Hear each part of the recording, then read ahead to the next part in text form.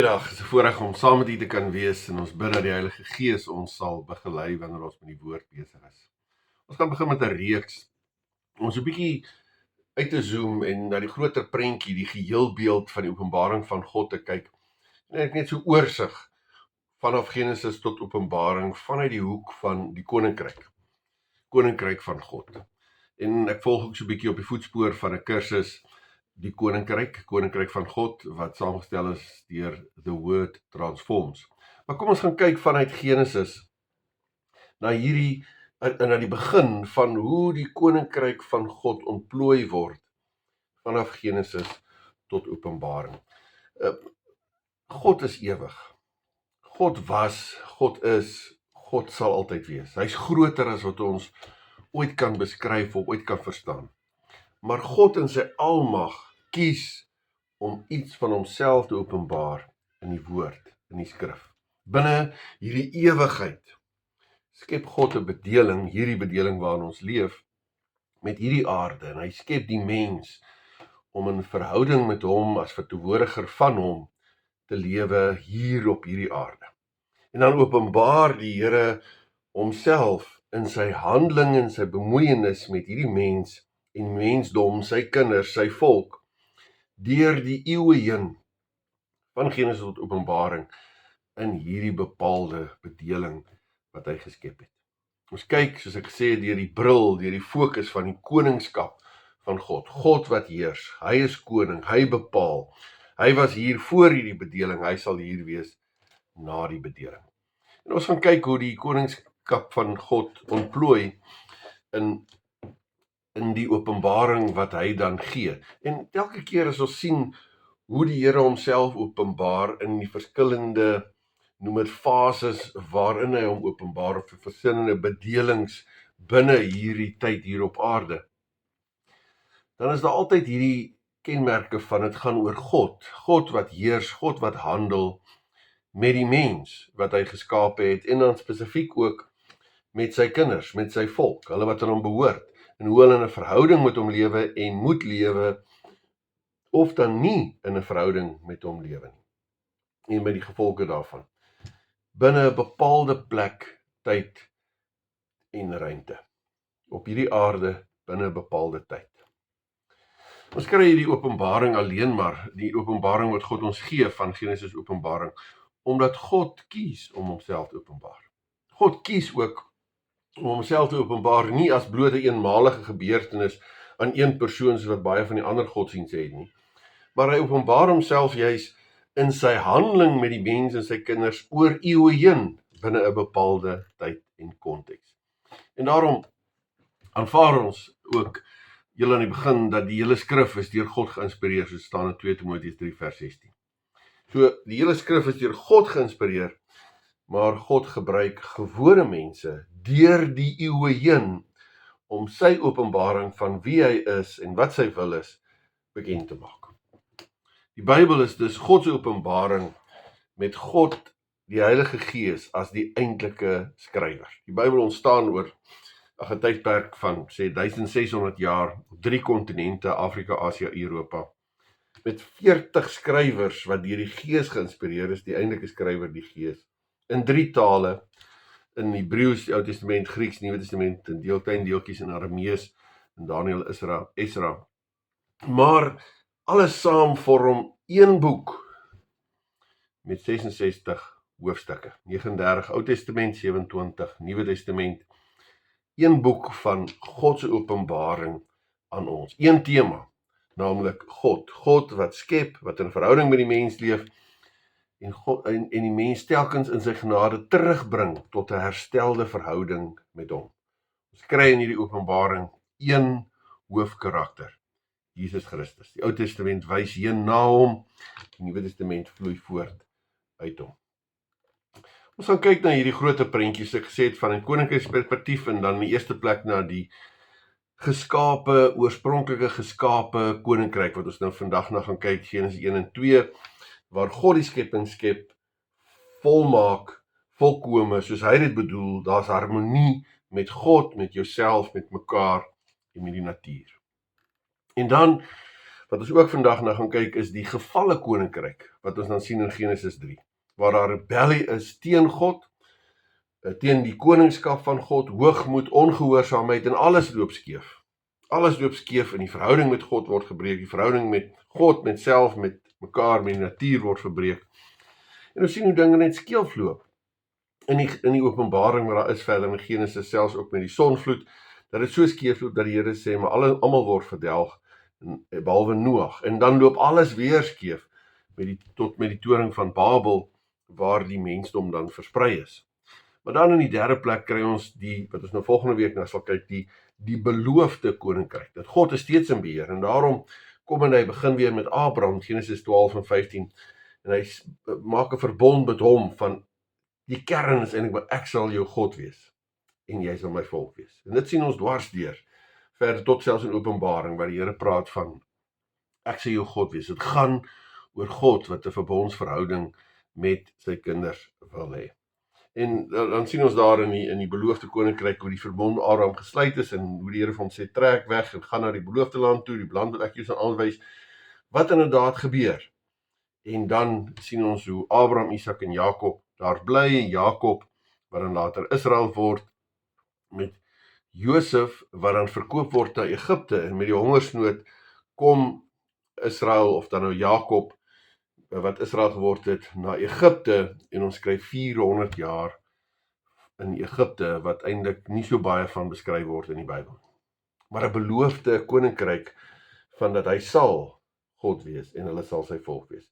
En dan sien ons die ontplooiing van daardie koninkryk, maar 'n bietjie onvolledig, want ons sien dit in die volk, en hoe die Here werk met die volk Israel, en hulle word uitgelei uit Egipte, en hulle is, omdat hulle twyfel oor God se almag wat hulle gaan begelei in die beloofde land, swerf hulle 40 jaar in die woestyn, en trek uiteindelik die beloofde land binne.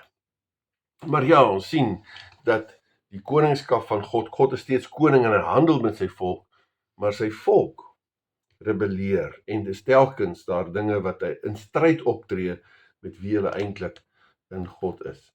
En dan, wat genoem kan word die geprofeteerde koninkryk, is in die volgende tydperk, waar die volk dan in die beloofde land wel in is, en waar dan profete optree, eers rigters en profete, maar op die eind konings optree, die koning Saul, koning Dawid, koning Salomo, en dan as gevolg van sy vroue, 1000 vroue wat hom verlei tot afgoderry, skei die 10 stammeryk, 2 stammeryk, en ons sien hierdie, te midde van hierdie gebrokenheid, dat daar sal 'n verlosser kom. Maar, waar hy nou is dit eintlik uit jouself uit. Kan jy nie leef in God se koninkryk nie. 20 uit die 20 konings van die 10 stammeryk dien nie die Here nie. 8 van die 20 konings van die suidelike stam dien die Here nie. 12 dien nie die Here nie. En al twee dele word op die einde weggevoer in ballingskap. In 722 word die 10 stammeryk weggevoer na Assirië, en 586 voor Christus word die 2 stammeryk weggevoer na Babel. En dan kry ons weer hierdie 400 amper stil jare tussen die Ou en die Nuwe Testament. Geprofeteer van die redder sal kom, en eintlik die bewys en die openbaring, maar uit jouself uit gaan dit nooit goed genoeg wees om self verlossing te kry nie. En dan, wat genoem kan word, die teenwoordige koninkryk, Immanuel, God met ons, die koms van Christus, wat ons vrykoop as burgers van die hemelse koninkryk. En dan, nadat die Here opgevaar het, kry ons, wat genoem kan word, die koninkryk wat verkondig word, gepreek word, om te sê, Christus het gekom, en ons kan daarin leef, en ons op pad, na 'n volmaakte ewige koninkryk. Daardie reeds, maar nog nie. Ons leef as kinders van God, na die uitstorting van die Heilige Gees, in sy krag, en tog is daar nog nie volkomendheid nie. Maar vanuit Christus, leef ons in hierdie koninkryk van herstelde verhouding met God, op pad na die volmaakte koninkryk. Die volmaakte koninkryk, waar dan alles nuut geskep sal word, wat aanbreek na die tweede koms van Christus, waar gebrokenheid nie meer sal wees nie. So dit is so oorsig wat ons bietjie na gaan kyk, die geskape koninkryk, waar alles volmaak is, dan die gevalle koninkryk met die sondeval, waar verhouding met God gebreek word, die nuwe begin, die beloofde koninkryk wat wel gaan realiseer, wat met Abraham gesluit word, totdat hulle ook tot hy in die beloofde land ingeburger is, maar tog word hulle dan op die ouend in Egipte, het hulle gewerk en verdruk, en dan sien ons hoe hulle gered word, en tog leef hulle nie in die redding wat God vir hulle gee nie, 40 jaar in die woestyn. Maar dan die koninkryk wat sal kom, die Christus wat sal kom, ten spyte van die konings wat nie die Here dien nie, en die volk wat nie die Here dien nie, en op die ouend in ballingskap weggevoer word. En dan sien ons in die Nuwe Testament, teenwoordige koninkryk Christus kom, die geprofeteerde koninkryk van ons mag verkondig dat Christus gekom het, dat Christus die verhouding herstel het, dat God regeer en ewig sal regeer in volmaaktheid in die volgende bedeling. Ons kyk vandag, 'n lang induiding, maar ons kyk kortliks net na die eerste twee vandag.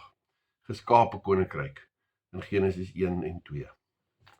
God openbaar hom in Genesis 1, Genesis 2 as die een wat skape. Kom ons lees dit, Genesis 1 vers 1. In die begin het God die hemel en die aarde geskape. Het God die hemel en die aarde geskape. Die aarde was heeltemal onbewoonbaar, dit was donker op die diep waters, maar die gees van God het oor die aarde gesweef. Toe het God gesê, laat daar lig wees, en daar was lig. God het gesien die lig is goed, en hy het die lig en die donker van mekaar geskei. En hy het die lig toe dag genoem, en die donker het hy nag genoem. Dit aand geword, en môre geword. Dit was die eerste dag. En so sal ons ken die skepingsverhaal, telkens God wat spreek, telkens God wat sê, dit is goed, aand geword, en môre geword die volgende dag. Genesis 1 vers 26, toe het God gesê, kom ons maak die mens, as ons verteenwoordiger, ons beeld, sodat hy kan heers oor die vis in die see, die voëls in die lug, die makdiere, die wilde diere, al die diere wat op die aarde kruip. Die Here het die mens geskep as sy verteenwoordiger, as beeld van God het hy die mens geskep, man en vrou het hy hulle geskep. Toe het God hulle geseën en vir hulle gesê, wees vrugbaar, word baie, bewoon die aarde, bewerk dit. Heers oor die vis in die see, voëls in die lug, oor die diere van die aarde, ook oor die diere wat op die aarde kruip. Ek lees net die gedeelte, ek kan self ook daai gedeelte in Genesis 1 en 2 lees van God. Dit gaan oor God. God is almagtig. Hy is alomteenwoordig. Hy staan bo tyd en hy skep hierdie bedeling. Hy skep die hemel en die aarde. Hy het alles gemaak. Dit was nie maar net bloot die resultaat van spontane biologiese prosesse of toevallighede nie. God is die outeur van hierdie skepping. Hy is die oorsprong, hy is die regeerder oor en in hierdie bedeling en van hierdie skepping. En ons sien dat in Genesis, na elke skepingshandeling is daar die refrein, en dit was goed. Dis volkome, dis in harmonie, daar's 'n bepaalde orde wat geskep word vanuit die chaos. En dan word die mens geskape, en anders as die diere is hy uniek in die skepping. Genesis 2 vers 7 staan juist, God het die lewensasem in die mens se neus geblaas. Iets anders, gans anders as die diere. Die mens word verder na die beeld van God geskape, vers 26-27. Met ander woorde, die mens is bedoel om iets van God te vergestalt, nie bloot fisies uiterlik nie, maar die karakter, die eienskappe, die kreatiwiteit, die liefde van God. Dis iets wat ons geskape is om te doen, omdat ons na die beeld van God geskape is. Ook vandag, ook selfs vandag, vir jou en vir my, is ons geskape na die beeld van God, om iets uit te straal van God se karakter, eienskappe, kreatiwiteit, liefde, na die mense rondom ons. As ons wegstap, dan moet mense iets beleef en iets onthou van wie God is. En verder sien ons dat die mense is geskape as verteenwoordiger van God. God se agenda en God se opdrag om te heers moet uitgevoer word. Maar ook word hy geskape om in verhouding met God te lewe. In 3 vers 8, was nou nie gelees nie, sê hy, jy is hoe God kom om met die mens te wandel, in verhouding te leef. God self is 'n verhoudingswese, Vader, Seun en Heilige Gees. Die drie wat op persone word onderskei, maar is een God. Maar binne hierdie in sy wese is hy 'n verhoudingswese en daarom wil hy ook 'n verhouding hê met die mens wat hy skep. En so sien ons hoe God die mens skape. Man en vrou het hulle geskape, wat dan een word in huwelik. Hy skape man en vrou anders, so sien ons in Genesis 2 vers 18, maar wat by mekaar pas, met ander woorde is nie dieselfde nie, hulle pas by mekaar in, maar mekaar se gelyke, sien ons in 2 vers 18. En hier kry ons dan in Genesis 1 en 2 die blueprint, die oorspronklike bedoeling van God met sy skepping en die doel van die mens. Genesis 1 en 2 is voor die sonneval plaasvind. Daar's 'n harmonie, daar's 'n volkomendheid, 'n lewe en 'n wandeling saam met God. God wat heers, wat in verhouding is met die mens as sy verteenwoordiger. Hulle beleef die Here se seën en versorging in die tuin van Eden. Daar's dus harmonie in verhouding van die mens met God. Daar's verhouding, 'n harmonie in met homself en wie hy is, met ander mense en inderdaad die skepping. Dis hoe die Here homself openbaar. Die een wat skep, die een wat goed skep, die een wat ordelik skep, die een wat die mens skep as verteenwoordiger, die mens na die beeld van hom, wat die lewensasem inblaas. Dis hy wat die mens man en vrou skape wat een word in die huwelik. Harmonie, volkomendheid, God se wil. Maar die mens moet leef in erkenning van God se koningskap en God se heerskappy. Hulle moet leef in hy is God en ons is nie. Hulle moet gehoorsaam wees aan hulle koning, ook die opdrag wat ons hier sien in Genesis 2 vers 17, om nie te eet van die boom van kennis en goed en kwaad. Dit is wat daar staan in vers 17, maar van die boom van kennis van goed en kwaad, daarvoor mag jy nie eet nie, want die dag as jy daarvan eet, sal jy sekerlik sterwe. Die mens is bedoel om in verhouding met God te leef, om in gehoorsaamheid te erken hy's God, en dat hy koning is en dat hy die lewe bepaal. As verteenwoordiger moet ons regeer in God se naam in die skepping. Die punt is, in hierdie skepping staan die mens nie sentraal. God doen. Die mens is verteenwoordiger van God in hierdie skepping. En soveel dinge loop selfs vandag verkeerd, omdat die mens dink die mens staan sentraal in die verloop van die lewe. Maar hier kry ons die geskape koninkryk, die openbaring van God in sy geskape koninkryk, hoe hy dit bedoel het om te wees. Maar helaas, Genesis 3, die slang was listiger, en dit is dan die gevalle koninkryk.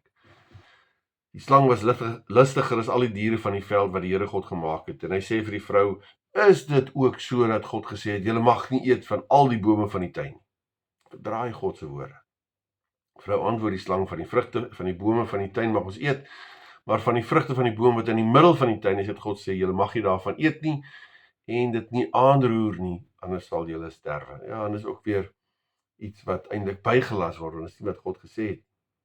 Toe sê die slang vir die vrou, jy sal gewis sekerlik nie sterwe nie, maar God weet dat as julle eet, julle oë sal oopgaan, sodat julle soos God sal wees deur goed en kwaad te ken.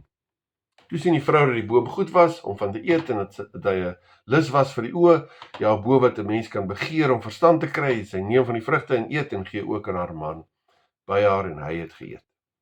Toe gaan albei se oë toe oop en hulle gewaar dat hulle naak is en hulle het vye blare aan mekaar gewerk en vir hulle skorte gemaak.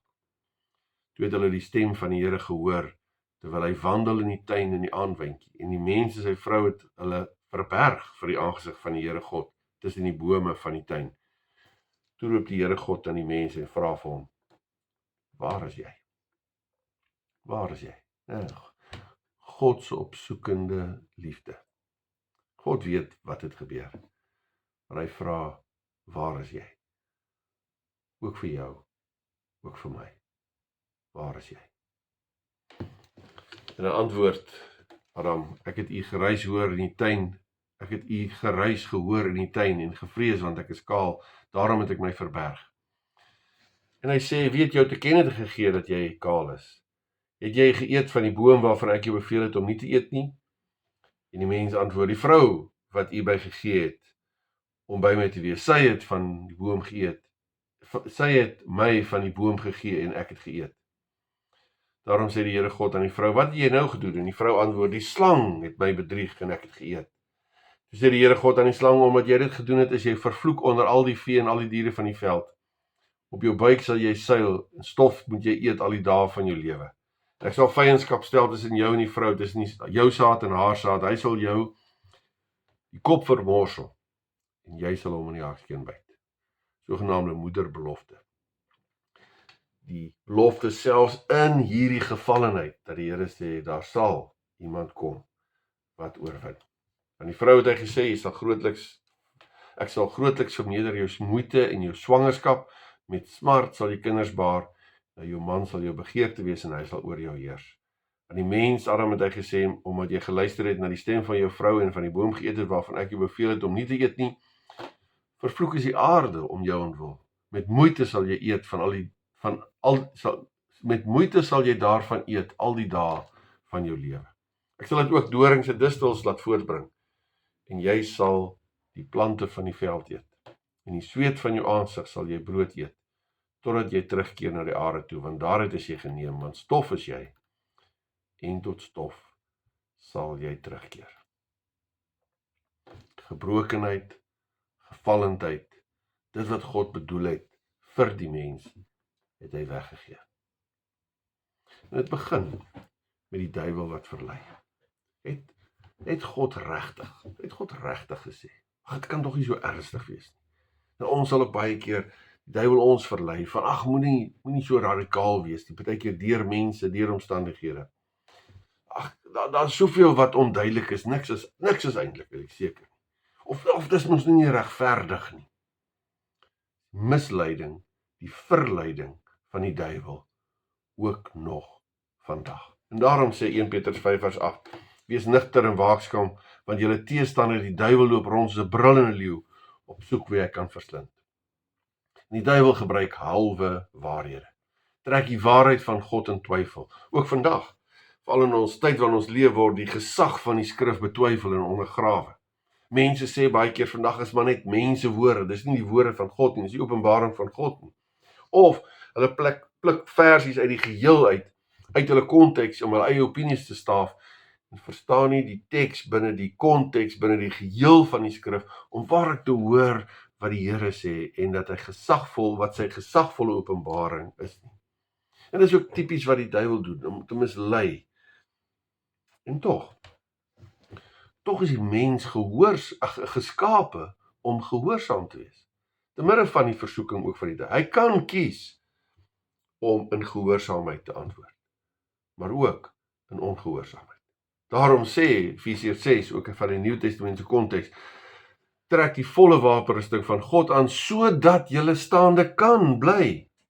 Die Here gee ons die wapenrusting. Ons kan staande bly, maar dan moet ons die wapenrusting aantrek. Maar wat gebeur? Adam en Eva begeer om soos God te wees, om goed en kwaad te ken. Ek wil nie meer onder God wees nie, ek wil soos God wees. Ek wil hoogmoedig wees.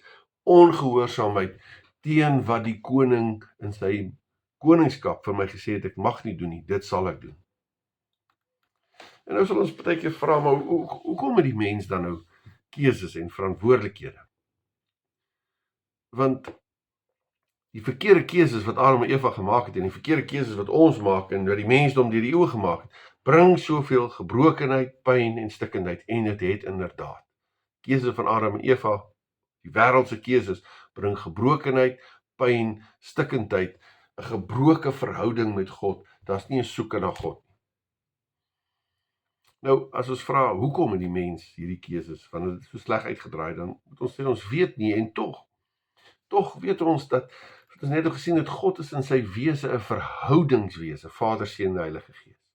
En omdat hy 'n verhoudingswese is, skep hy die mens nie as 'n robot nie, maar om in 'n verhouding met hom te kan wees. Maar 'n verhouding impliseer keuses. 'n geprogrammeerde robot kan tog nie in 'n verhouding met iemand staan nie. Hulle is maar net produkte van wat hulle geprogrammeer is om te doen. God skep die mens om in verhouding te kan staan, en verhouding impliseer keuses. Maar dan, as Adam en Eva teen God rebelleer, dan val alles uit mekaar uit. Die harmonie, verhoudinge is stikkend. Lewensdoel van die lewe word skeef gedraai. Hulle is nou in rebellie met die bedoeling waarvoor hulle geskape is. Hulle was nie geskape dat die eie ek sentraal staan in hulle lewe. Hulle is nie geskape om self te besluit en self te regeer nie. En ook nie ons nie. Ons is nie geskape om ons eie baas te wees nie. En dan die effek van die sondeval en die effek van wanneer ons dink ons is sentraal in ons lewens en ons moet die sentrale ding wees in ons lewe.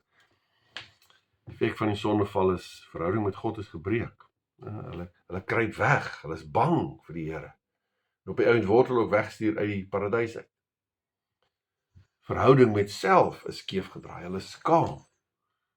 Verhouding met mekaar word vertroebel, hulle blameer mekaar in Hoofstuk 3 vers 12 en 16 en ons sien ook verder hoe Kain vir Abel doodslaan en hoe alles net skeef loop, die verhouding tussen mense, maar ook die verhouding met die skepping is stikkend, dorings en distels wat na vore kom, en werk wat eintlik God se opdrag is wat 'n vreugde moet bring, word swaar, 3 vers 19. Ja, hulle kan nie meer in die teenwoordigheid van God wees en saam met hom wandel nie. Hulle is rebelle wat nie meer in verhouding met God is en verteenwoordiger van God is nie. Hulle word weggestuur uit die plek, die tuin van Eden. Wanneer ek en jy in die sentrum van ons lewe staan, wanneer ek sentraal staan, wanneer ek bepaal, dan mis ons skepingsdoel. Die lewe wat God bedoel is soveel groter as ons. En tog, God bly koning. Sy bedoeling is steeds die herstel van verhouding. Hy gee genade en oplossings. Hy gee daar in Genesis 3 vers 15 die moederbelofte, ek sal vyandskap stel tussen jou en die vrou, jou saad, haar saad. Hy sal jou die kop vermors. Jy sal hom in die haksteen byt. Daar sal 'n verlosser kom, wat ons weet later in Christus gekom het. Maar ook, ons sien ook op 'n manier God se genade, juist daarin dat hulle uitgedryf word in die tuin van Eden, so hulle nie boom van lewe eet nie, en dan in hulle sondige rebelse staat vir ewig lewe nie. En soos wat ons dan nou verder ook gaan sien in die volgende weke, is God juist daar om herstel te bring, om 'n nuwe begin te maak. En steeds in hierdie dinge het die mens die verantwoordelikheid om in gehoorsaamheid God te eer. En wat hulle so baie keer nie reg kry. En so wat ons gaan sien dan openbaar die Here hoe alle menslike pogings eintlik maar onvolkome is, nutteloos is. En dat inderdaad alleen 'n unieke verlosser ons weer kan terugbring in 'n verhouding met God. Wat ons weet gebeur alleen in Christus, wat ons skuld vir ons kom dra het, wat ons nuwe lewe vir ons verdien het. Ons kan weer gebore word, sodat ons die lewe in Christus kan ontvang, vaderskap van God, sodat ons weer ons oorspronklike skepingsdoel kan vervul. Maar daardie ontplooiing en verdere ontplooiing lees ons volgende week verder van. Vandag hierdie twee werklikhede, 'n geskape koningskap van God in volmaaktheid, God se bedoeling, Genesis 1 en 2, die hoogmoed, die ongehoorsaamheid, en alles word verbreek. Mag ons vasgryp aan dit wat God gee, mag ons die oplossing van die sonde, naamlik Christus, omhels en vanuit hom lewe. Amen. Kom ons bid saam. Onse Vader, dankie dat U koning is en dat U regeer en dat U hierdie bedeling geskep het en ons geskep het en dat ons, ja, as U verteenwoordig geskep is, Here, maar ons sien hoe die mensdom geval het en eintlik ook hoe ons elke dag val. Here, wil U ook gee dat ons maar net weer opnuut voor U buig. Sê Here, U en U alleen is koning. Ons roep alleen maar na U genade in ons Here Jesus Christus, want in Hom en Hom alleen kan ons waarlik ons skepingsdoel lewe, waarvoor U ons geskaap het. Ons bid dit in die naam van ons Here Jesus Christus. Amen.